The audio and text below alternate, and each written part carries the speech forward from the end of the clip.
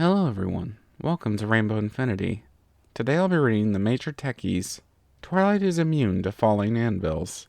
If you like the reading, be sure to like, comment, and subscribe. Please enjoy.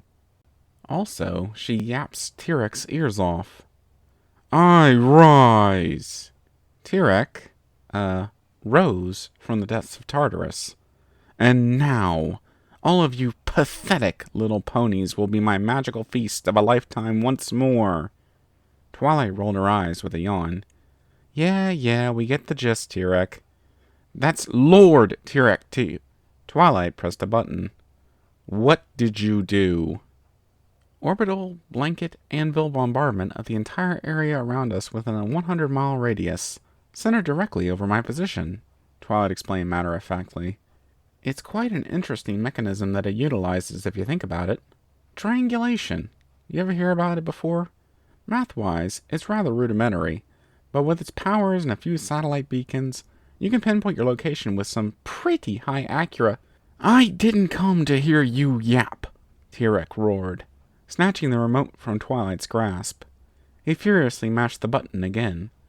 Is there no way to cancel the bombardment? Nope. He chucked the remote back at Twilight, of whom it harmlessly bounced off of because her body's immune system recognized the high-speed projectile as being similar enough, somehow, to that of a falling anvil that they presented an immune response presenting itself as, yeah, lol, that did nothing. Come at me, Scrub Lord. Don't you realize that you too will be crushed? Yep. Tirek finally stopped his shouting after a rasping cough. Do you not fear for your own life? Do you really value yourself so little as to sacrifice yourself to ensure my demise? Yesn't. A shadow loomed overhead of millions upon billions of anvils, apparating high in the atmosphere by the triggering of the bombardment spell. Our time has come, princess. Tirek lifted his head. We'll meet again in the afterlife, doomed to fight once more. I'm sure of it. Lol, nope. The centaur lost his composure again, thrusting a finger at Twilight. Are you not going to take any of this seriously? Oh, I am taking this plenty seriously. Twilight pulled out a folding lawn chair from who knows where. I'm simply not worried about what will happen to me, that's all. You'll be crushed! Tirek threw his hands up at the impending doom that faced them. You say that you won't worry about that? Precisely. Twilight pulled out her favorite book. It won't happen to me. That's why I'm not worried. Won't happen? Tirek spluttered. He grit his teeth, pulling out Twilight's magic and consuming it in mere seconds. No amount of spellcraft can save you now, Sparkle. If I am to die today, then so too will you. You have no magic, no shields, no counterspells. You can't fly even if you tried. Wow. Rude.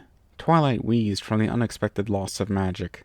She pulled out a can of monster energy from beneath her lawn chair and chugged it, letting out a satisfied gasp as she tossed the can aside. Also, you're wrong. Also, how long have we been talking? I'm pretty sure the anvil should have landed by now. Ow! Tirek groaned from underneath the piles upon piles of anvils that had flattened him to what amounted little more than sentient paste. How do you live, Sparkle? Ugh. Twilight put down her book.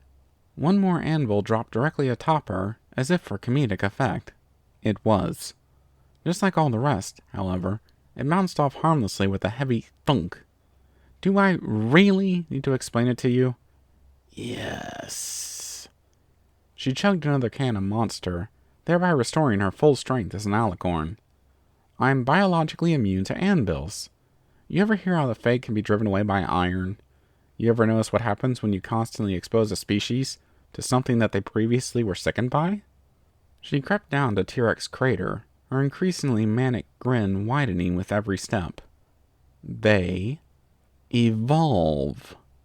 She planted a hoof on the anvil directly above Tirek. Of course, the advent of iron in so many items at first drove the Fae nearly to extinction from the sheer amount of exposure. That was bound to happen, just like it would to any other species whose environment is flooded with toxins. But some survived. The ones who, by sheer luck, could withstand, just a little, the so-called repulsive metal that so quickly flooded the world when it had once been buried far below the ground where it could deal no harm. Tirek groaned as Twilight continued speaking. Over the generations, the Fae became increasingly immune to the repulsive metal, found ways to not only live with the material, but in some cases even incorporate it into their lives. Twilight tapped a hoof on the anvils, her iron horseshoe ringing clear and loud with every tap. Even today, they continue to adapt. Where it was once iron that sickened them, more artificial materials are now what bother them. Hardly as deadly as iron once was thanks to the hundreds upon thousands of generations past, but plastics, oils, artificial sweeteners. They cause little more than mild irritation today, not unlike that of an allergy. That doesn't make sense, paced Tirek. Paced Tirek? Wheezed from between the anvils. None of this makes sense. Why are you bringing up Fae? You are a pony. What does any of this have to do with anvils flattening me, but not you? You wouldn't believe it if I told you, but did you know I'm part Fae? No. It's true, Twilight beamed. It, caused some issues between my mother and father when the paternity test came in, which I guess also means that ponies and Fae folk are biologically compatible with each other. Celestia says it might have been the only reason why I didn't implode into a singularity upon triggering my ascension to alicornhood, which kinda sorta comes with the weird implication that Equestria since the dawn of the Age of Two Sisters has in fact been ruled by pony-Fae hybrids. But hey, it means I can do this. She smacked her face on an anvil, sending it hurling away at relativistic speeds. What? I don't know how it works either. Thank you for listening in. I hope you enjoyed the reading. Until next time, stay tuned.